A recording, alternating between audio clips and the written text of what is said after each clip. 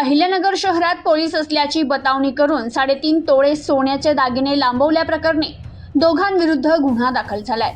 अहिल्यानगर शहरातील सावेडी उपनगरातील pipeline road परिसरात पोलीस असल्याची बतावणी करत 2 चोरट्यांनी वृद्धाकडील सुमारे 3.5 तोळ्याचे सोन्याचे दागिने लुटल्याची घटना घडली आहे। या प्रकरणी तोफखाना पोलीस ठाण्यात गुन्हा दाखल करण्यात आला।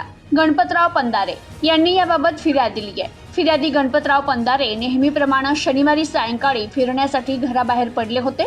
सायंकाळी 4:30च्या सुमारास ते अष्टविनायक कॉलनीच्या कमानीजवळ पायी जात असताना त्यांच्या मागून 2 अनोळखी इसम आले।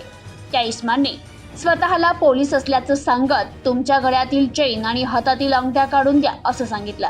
समोरचे व्यक्ती पोलीस असल्याचा विश्वास बसल्यानं पंधारे यांनी त्यांच्या गळ्यातील 1.5 तोळ्याची सोन्याची चेन आणि हातातील 2 तोळ्याच्या 2 अंगठ्या काढून दिल्या।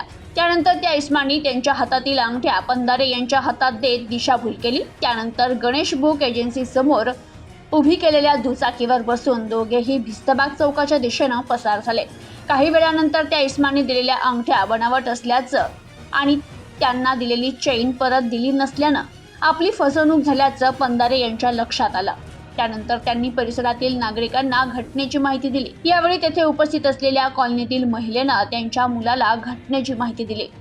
दुसऱ्या दिवशी पोलीस ठाण्यात फिर्याद देण्यात आली। अहिल्यानगर शहरात वृद्ध नागरिकांना लक्ष्य करून पोलीस असल्याची बतावणी करत दागिने काढून घेण्याच्या घटना अधूनमधून घडत असल्याने नागरिकांनी सावध राहण्याचं आवाहन अहिल्यानगर शहर पोलिसांकडून करण्यात आलंय।